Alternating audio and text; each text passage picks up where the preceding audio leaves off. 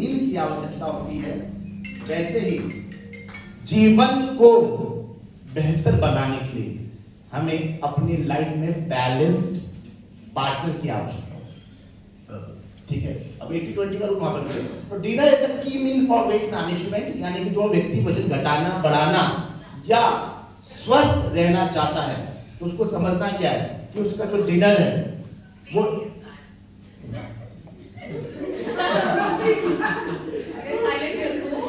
भाई दे दे भाई, जो बना थोड़ा बहुत परेशान कर रहा हूँ। ठीक है, कोई बात सर, आपको गिफ्ट में दे दिए, 25 में दे दिए। अच्छा ठीक है, मेरी गिफ्ट आपका अपन सौभाग्य गया, ये ऐसा दिल होना चाहिए सर, दिल होना thank you night work support करने के लिए।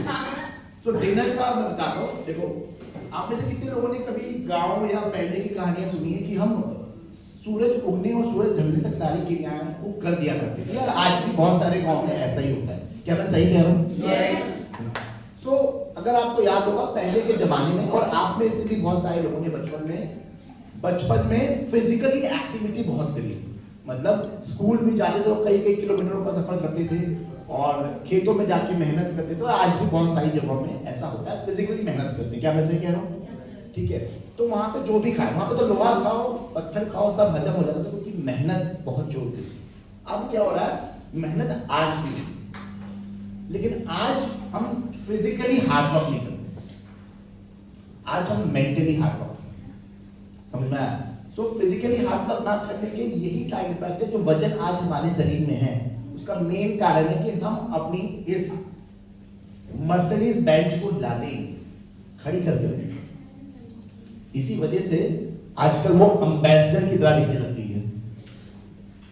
ठीक है, समझना बहुत जरूरी है। तो रात का खाना आपका बहुत लाइट और बहुत न्यूट्रिशियस होना चाहिए। पहले अगर आप लोगों को याद होगा, हमारे माता पिता या उनके माता पिता मोटा अनाज खाते थे,